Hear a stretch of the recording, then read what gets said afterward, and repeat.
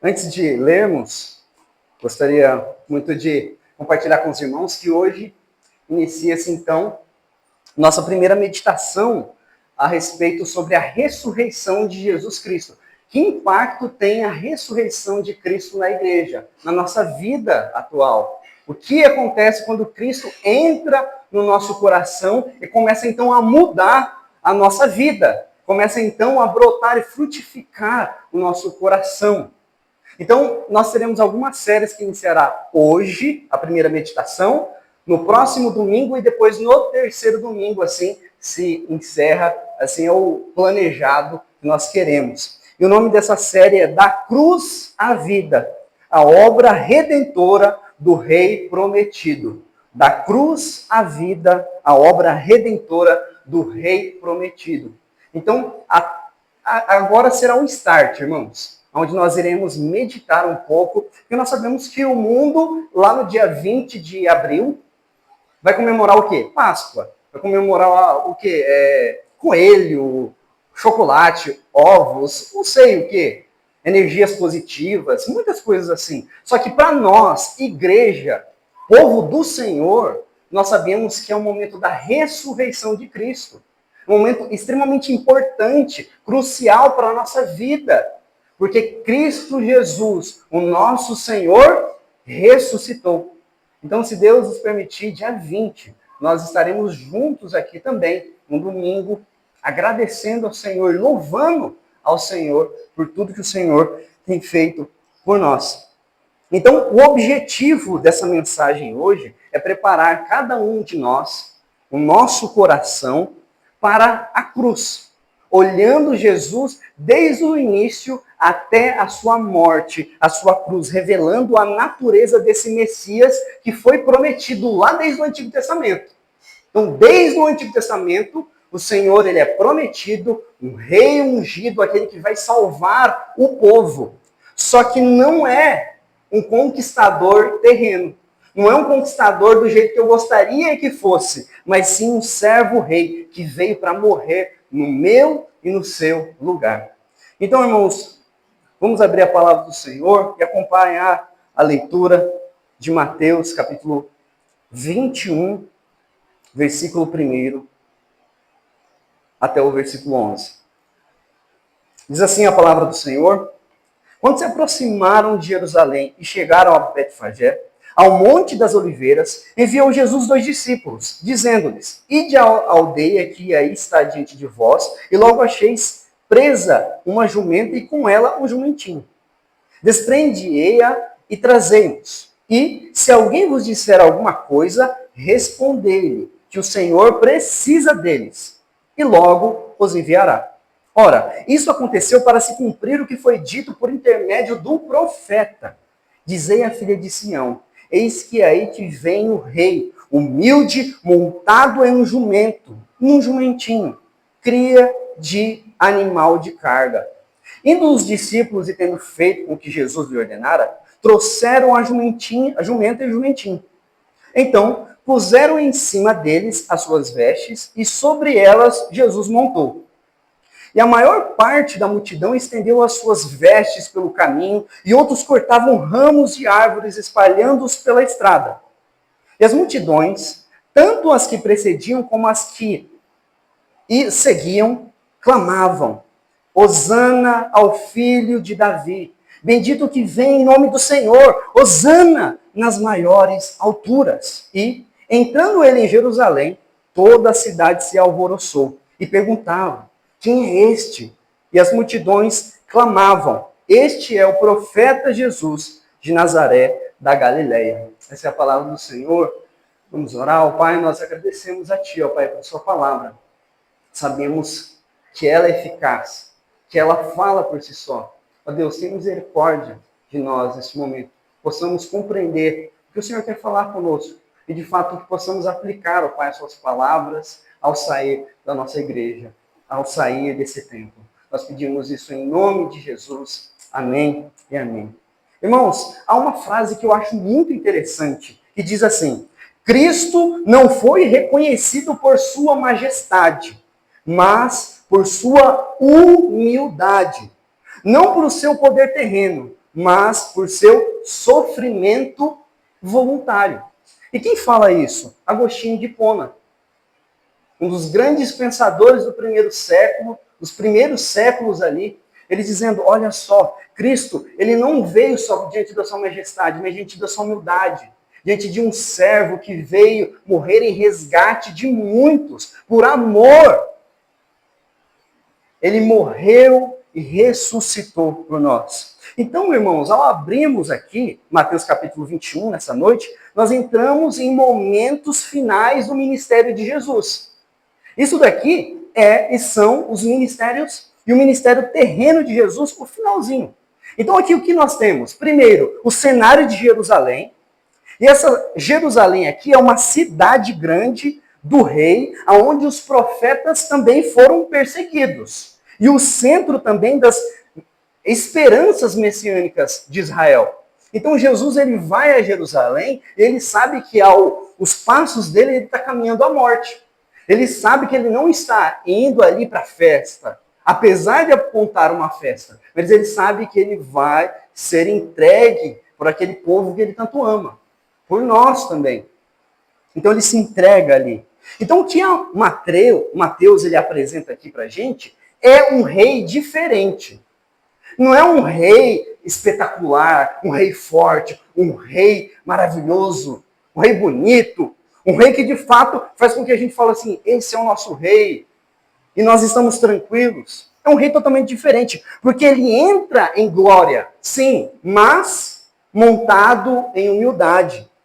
Ele recebe aclamação, o povo grita, mas caminha não para a glória, para sofrimento. Ele cumpre as profecias, mas ele seria rejeitado por esse povo que está gritando e está saudando ele. Então Jesus aqui, irmãos, está prestes a iniciar a semana mais importante da história da humanidade, da história da nossa vida. E essa daqui nós chamamos de Semana da Paixão. Tudo que lemos aqui nos capítulos seguintes, depois do capítulo 21, será marcado por essa entrada. Uma entrada triunfal, que é conhecida como essa declaração pública de que Jesus é o Messias. Então, aonde tem na Bíblia falando e mostrando e apontando que Jesus é o Senhor, que Jesus é Deus? Que Jesus é Deus. Porque muitos não sabem disso. Muitos vêm à igreja e muitos nem sabem que Jesus é Deus. Ele é o Senhor, ele precisa ser o Senhor. Se não nada disso, a sua morte valeria. Então, aqui está apontando, Jesus é Deus, ele entra, ele é saudado. Mas esse Messias, ele desafia todas as expectativas humanas. Porque esse rei, ele não veio agora para governar, para julgar. Que era isso que eles imaginavam. Não, ele vem para morrer. E uma morte que, de fato, é uma morte que todos abominam. Maldito é aquele que morre no madeiro. Pregado no madeiro. Martin Lloyd Jones, um dos grandes pregadores do final do século XX, ele disse o seguinte: se queremos conhecer a Cristo verdadeiramente, devemos vê-lo como é revelado nas Escrituras, coroado de espinhos antes de ser exaltado com glória. Então Mateus aqui, o que ele está descrevendo? E qual que é o propósito de Mateus quando ele escreve? E ele está mostrando para nós aqui, irmãos, é para mostrar que Jesus é o rei prometido do Antigo Testamento. Todo aquele anseio, tudo aquilo que eles esperavam, tudo aquilo que eles aguardavam que estava lá do Messias. Messias significa ungido. Então, ungido para quê? Para Salvador, para Senhor. Então, eles tinham esse anseio, eles esperavam por um libertador, por um Salvador, só que eles achavam que era terreno. Eles achavam que era para as coisas dessa terra. Eles esqueciam que eles precisavam daquele que seria, antes de ser o rei, ser um cordeiro, morrer, derramar o sangue aqui. Por isso que Mateus, ele ilustra muito bem colocando Zacarias, capítulo 9, versículo 9. Por isso que ele coloca isso. Olha só o que diz, os eventos e o cumprimento disso. Alegra-te muito, ó filha de Sião, eis que o teu rei vem a ti, justo e salvador, humilde, montado sobre o jumento.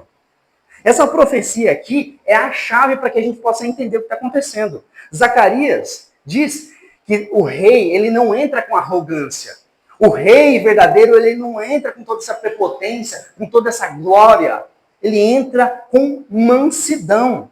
Com mansidão. Ele não vem com carros e cavalos e cavaleiros, mas ele vem com paz, ele vem com justiça. E essa cena cumpre-se detalhadamente Jesus, aquele que vem do Antigo Testamento. Porque ele monta num jumentinho para deixar claro, o reino de Deus é diferente do reino dos humanos. O meu reino não tem nada a ver com o reino que vocês estão vivendo. O reino que antes de eu vivificar, antes de eu nascer de novo vocês da carne e do espírito. Então esse contraste que nós estamos vendo aqui é intencional. O povo, eles esperam por quê? Um libertador político, um guerreiro que esmagasse todo o Império Romano.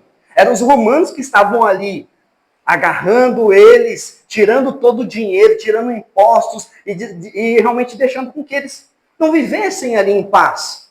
Eles achavam que Jesus iria assim, o Messias viria assim, um cavalo branco, todo forte, todo esplendoroso. Só que Deus envia o seu filho como cordeiro antes de enviar como leão.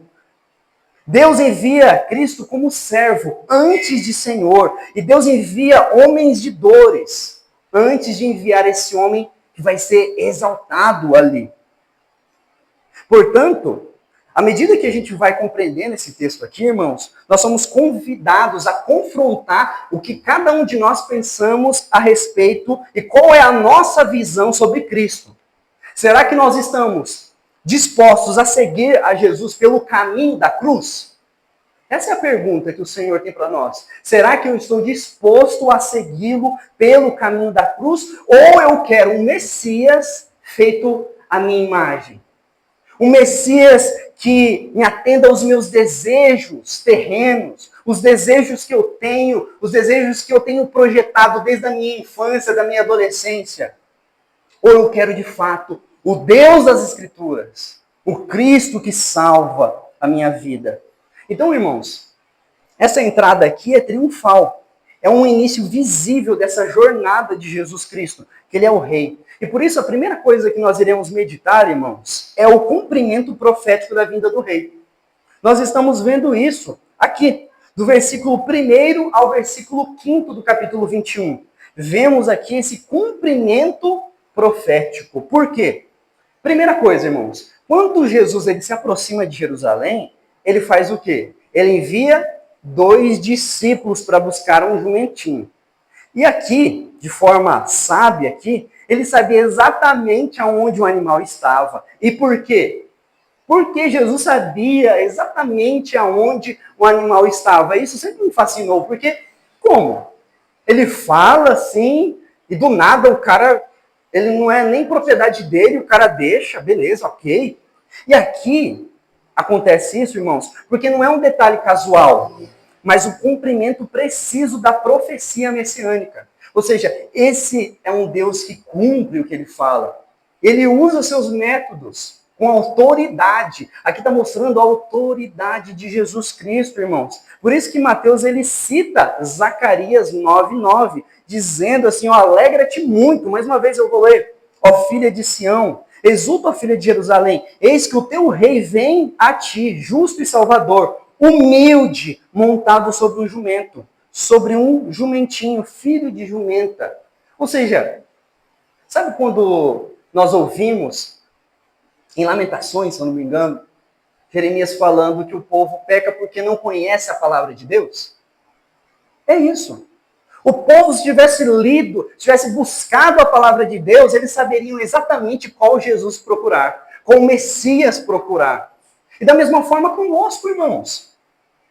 Muitas vezes nós procuramos um Messias, um Jesus, que nós montamos, que nós estamos fazendo, e não tem nada a ver com o Messias da Escritura. Por isso que, diariamente, constantemente, nós precisamos buscar e olhar para o Messias da palavra de Deus. É ele que vai moldar o que eu penso, o que eu sinto de fato do Senhor.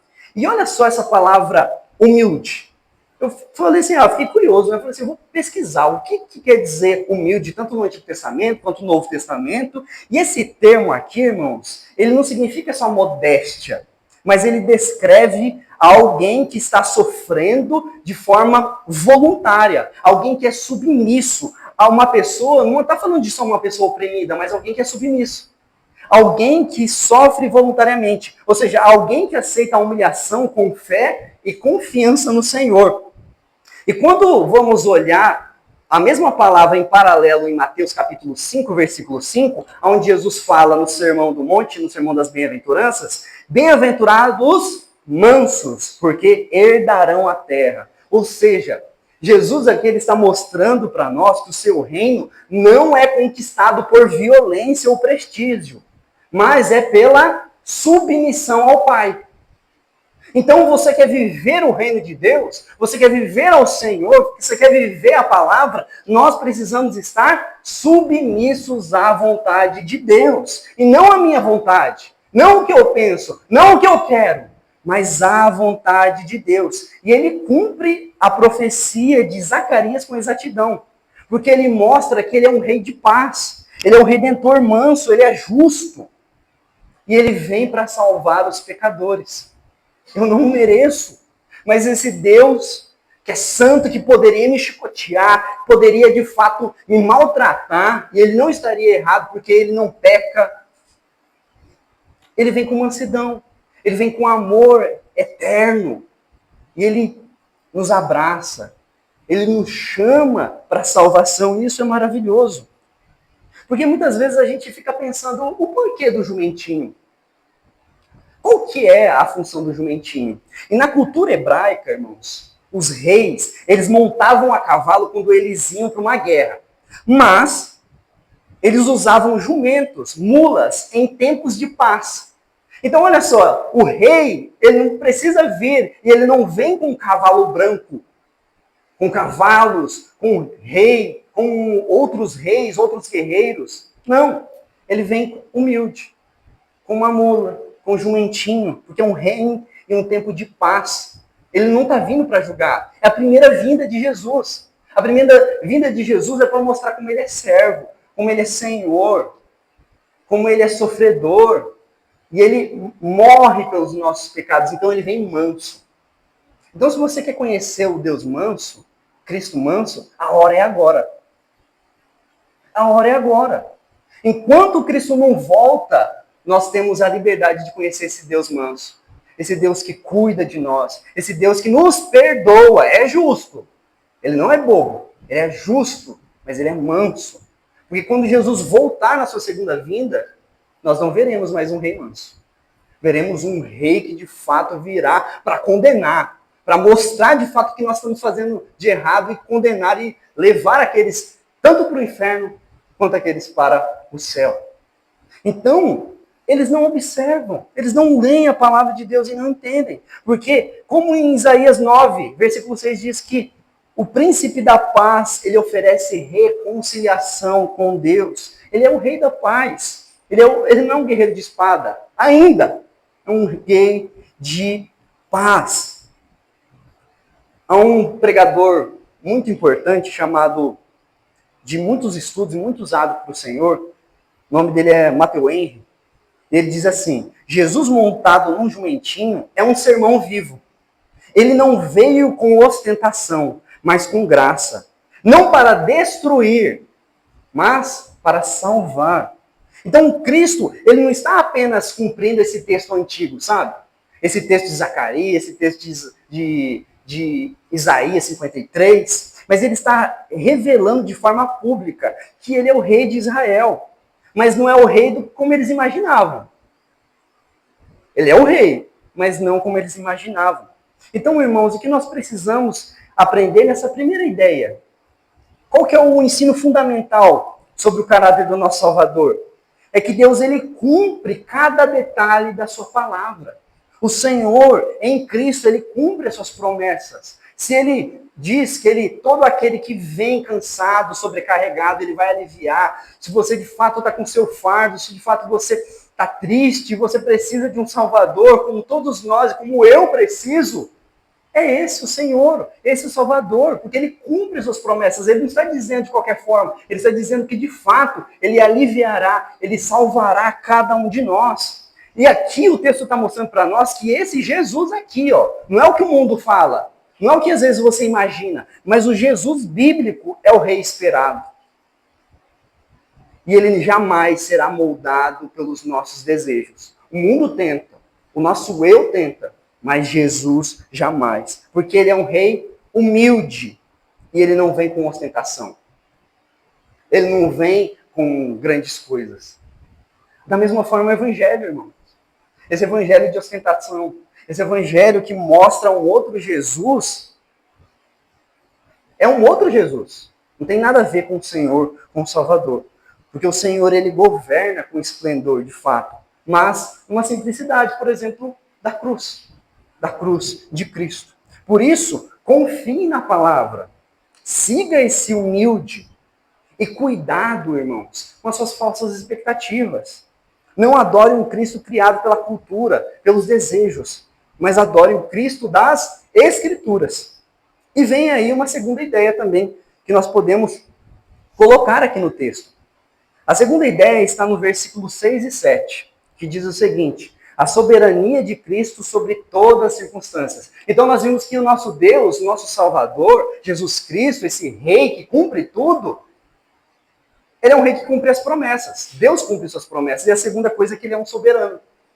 Ele cumpre suas promessas e ele é soberano. Porque, olha, depois de anunciar a necessidade do jumentinho, Jesus ele envia o quê? 2 discípulos, com instruções detalhadas, onde eles vão encontrar, eles vão libertar e até vão responder caso eles fossem perguntados ou questionados ali no versículo 2 e 3. E já no versículo 6, vemos que os discípulos obedecem exatamente o que o Senhor ordenou. E no versículo 7, eles pegam esse animal e trazem para Jesus, para que Jesus pudesse montar. Então aqui o texto não tem complicação. É um texto simples, irmãos. Mas teologicamente ele é profundo, ele tem um ensinamento profundo. Porque ele ensina que cada detalhe da entrada de Jesus Cristo aqui, irmãos, em Jerusalém, está sob o seu controle soberano. Cada entrada ali, cada detalhe, ele não está ali, nossa, peguei esse jumentinho, agora o pessoal me viu. Segura aí o pessoal. Não, ele sabe exatamente o que ele está fazendo. Senhor Jesus, ele sabe exatamente. Jesus aqui não mostra para nós que isso aqui é um acaso. Não é coincidência, não existe isso com Cristo, não existe isso com o Senhor. Jesus não está sendo levado aos eventos da cruz como uma vítima, mas ele dirige isso com autoridade. Ele é soberano. Aqui está mostrando que, mais uma vez, que Cristo é o Salvador, que Cristo é o Senhor, que Cristo é Deus. Ele está indo para a cruz, não é porque pegaram ele, não é porque Judas traiu, é porque ele está fazendo a vontade do Pai. Ele está fazendo exatamente o que é. E por isso que aqui, Mateus, ele usa a mesma palavra que é dita no Antigo Testamento para Senhor. Yahvé, Kyrios, é a mesma coisa. Ou seja, ele está mostrando para o leitor, assim, que, olha, sabe o Senhor, o Jesus, o Salvador, aquele que fez e criou antes da fundação do mundo, e fez o sol, fez a lua, fez este mundo, fez o homem, fez a mulher. Então, é aqui, ó, é Jesus. Esse é o Senhor. Esse é o Senhor. Martin Lloyd Jones, mais uma vez, ele vai dizer que Cristo não foi arrastado à cruz. Ele a escolheu. A soberania de Cristo é vista na submissão voluntária aos decretos do Pai. Então, o que nós aprendemos nesse segundo ponto também, irmãos? Primeiro, que nada foge do governo do Senhor. Jesus aqui está apontando e mostrando para nós que ele não dirige só os grandes eventos da vida dele, mas os pequenos detalhes também da nossa vida, irmãos. Por isso que eu posso descansar. Por isso que eu posso colocar a minha vida diante do Senhor, porque o Senhor, eu tenho um Senhor que dirige. Eu não tenho mais força. Jesus, ele vai dirigir. E o Senhor está olhando para a sua vida, olhando para o seu coração. Uma segunda ideia que nós vemos aqui, que a cruz ela não foi uma tragédia inesperada, mas ela foi um plano de Deus. Um plano redentivo, ou seja, um plano para a salvação de todos nós. E o Senhor da glória também, ele é um servo. Por isso, qual que é a nossa função diante disso, irmãos? Descansar na soberania de Deus. Eu sou chamado, e cada um de nós somos chamados para descansar na soberania de Deus, porque ele estava no controle, naquele caminho. Ele pregou, ele fez todos os seus milagres, todos os seus ministérios, pregou, ensinou as pessoas, e agora ele está caminhando para se dar a sacrifício. Por isso, descanse no Senhor. Obedeça ao Senhor com fé. Da mesma forma que os discípulos. Os discípulos não questionaram. Falaram assim, como assim, Jesus? Ele vai roubar então? Você está incitando a gente a roubar? Não. Vai lá, fala que o Senhor, se alguém falar alguma coisa, fala que o Senhor pediu. Pronto, está conversado. Ou seja, ele é onipotente, onipresente. Ele fala, e com certeza ele falou com o dono. Cuidou e ele entendeu que ele estava servindo não a um homem, não ao mestre, mas ao Senhor Salvador. Por isso, confie no Senhor. Que cada passo, irmãos, da sua vida, você possa confiar, reconheça que o Senhor, ele não conhece só o futuro, mas ele conduz ao futuro. E isso daqui é a esperança segura que a gente deve ter na nossa vida, irmãos. Porque vivemos em tempos incertos, não é? Vivemos em tempos completamente difíceis. Mas quando eu confio no Senhor, quando eu coloco a minha vida nesse Deus que é soberano, eu posso descansar.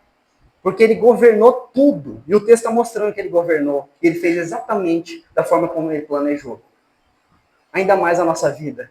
Ainda mais a nossa família. Ainda mais a nossa igreja.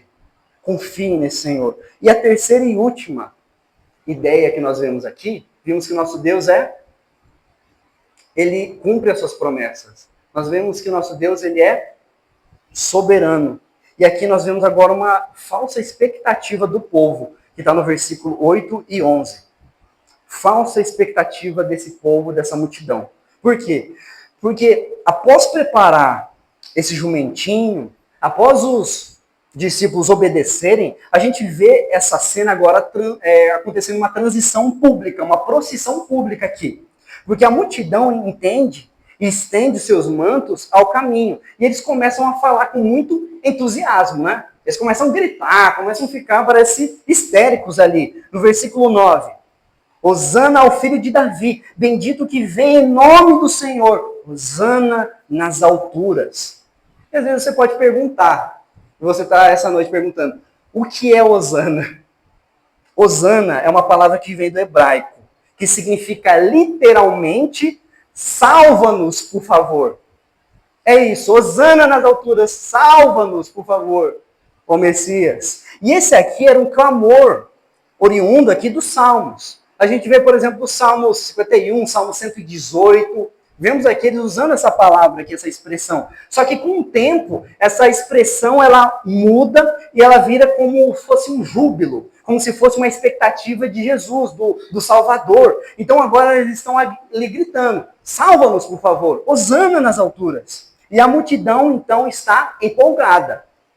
Só que eles reconhecem Jesus, a primeira coisa que a gente vê é que eles reconhecem Jesus como Davi, como filho de Davi. Eles não estão errados. Mas esse título messiânico, irmãos, indica a esperança de um libertador político. Eles achavam que o Messias, que Jesus ali, é um líder político, um rei que restauraria a glória de Israel, que destruiria os opressores, especialmente o Império Romano. Só que aqui está o problema desse povo. Aqui está o problema dessa multidão, porque eles proclamam um título correto. Não está errado, é Hosana mesmo, nas alturas. Mas eles têm um entendimento errado. Eles falam que é certo, eles agem da maneira certa, mas o entendimento deles é errado. E o coração da multidão está voltado para um Messias que vai satisfazer as aspirações deles nacionalistas, por exemplo.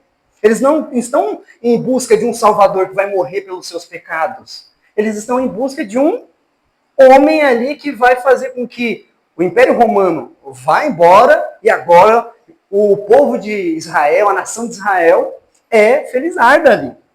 Então, o que nós vemos aqui é algo muito grave. É muito grave que acontece nos nossos dias também, irmãos. Olha só o que Charles Spurgeon diz. Muitos aclamam a Cristo com os lábios, mas o rejeitam com o coração. Sua fé está no que ele pode fazer e não quem ele é. Irmãos, muitos de nós e muitas pessoas louvam o Senhor, sabem até que Jesus é Deus, mas o coração está distante desse Senhor. O coração não está prostrado a esse Senhor. Não buscam porque eles querem que Jesus faça algo para eles de forma financeira. Quem sabe até segundo a visão política. Mas aqui, Jesus está mostrando, e ele vem para frustrar de fato as intenções do nosso coração. Porque Jesus, ele vem como um salvador, e é o que você precisa, irmão. É o que eu preciso, é o que cada um de nós precisamos. Precisamos de um salvador, e não de alguém que vai dar esmola para a gente. Não alguém que vai dar coisas que você quer. Porque isso é um ídolo, isso é um post-ídolo, isso não tem nada a ver com o Senhor. Nós, servos, vivemos para a glória, para a vontade do Senhor. E por isso que Mateus ele conclui dizendo que a cidade inteira agitou no versículo 10. E a pergunta ecoa, dizendo, quem é este?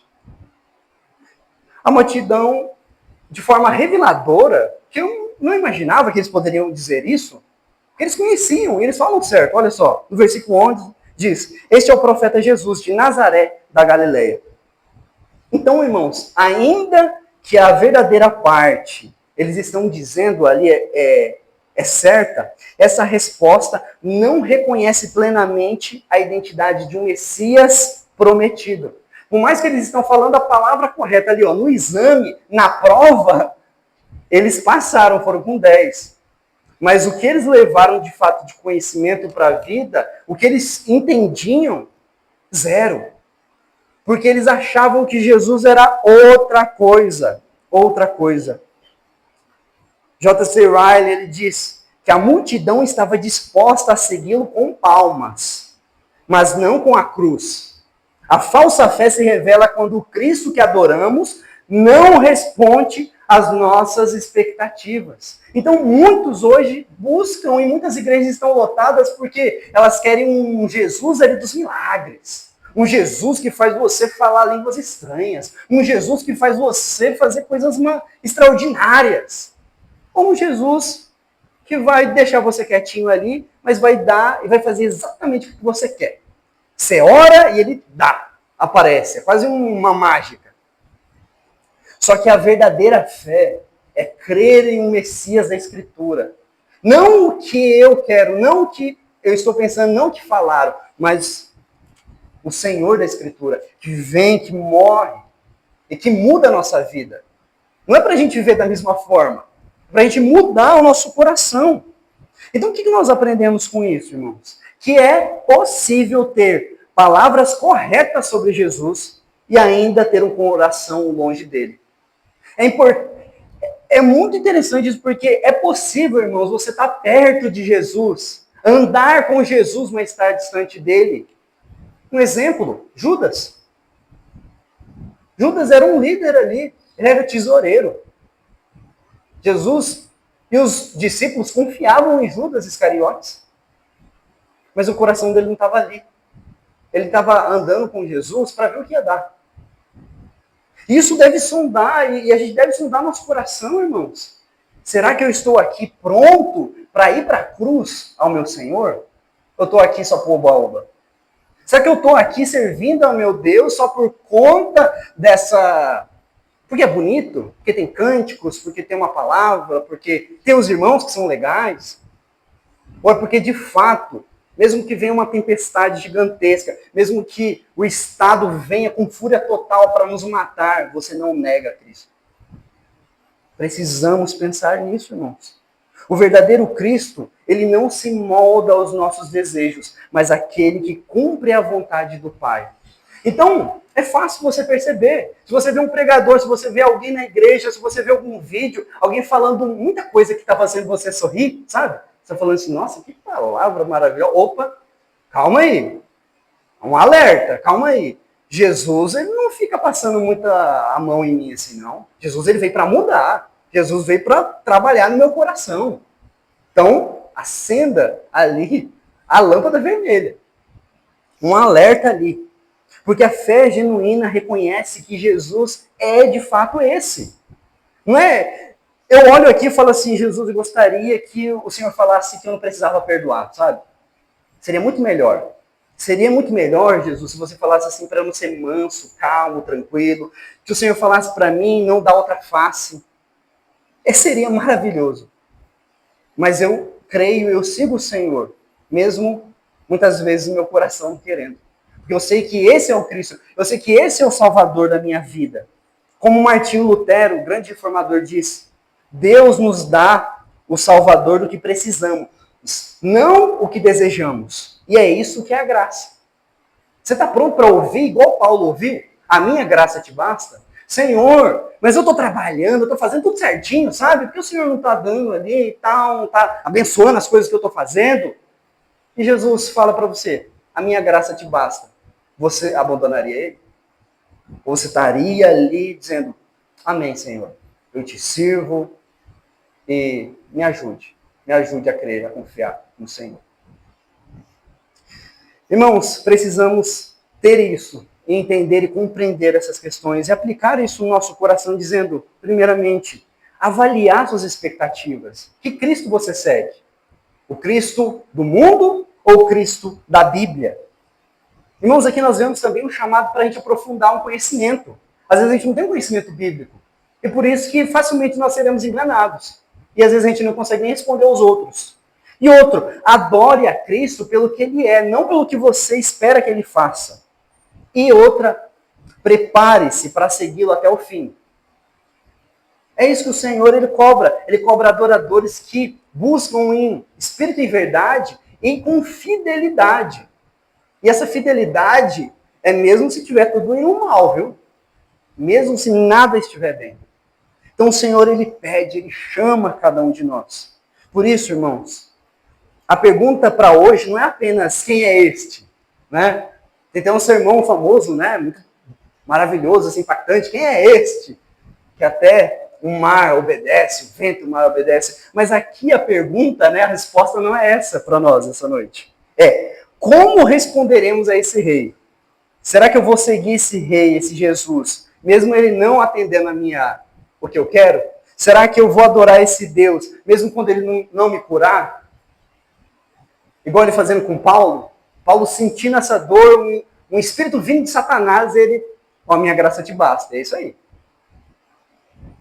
São perguntas que precisamos responder ao nosso Deus. Por isso eu convido cada um de nós a fechar os olhos, baixar a sua cabeça. Ore, fale com o Senhor. Coloque sua vida diante de Deus, dizendo, Senhor, me ajude, ó Pai, a ser fiel a Ti até o fim. Até o fim.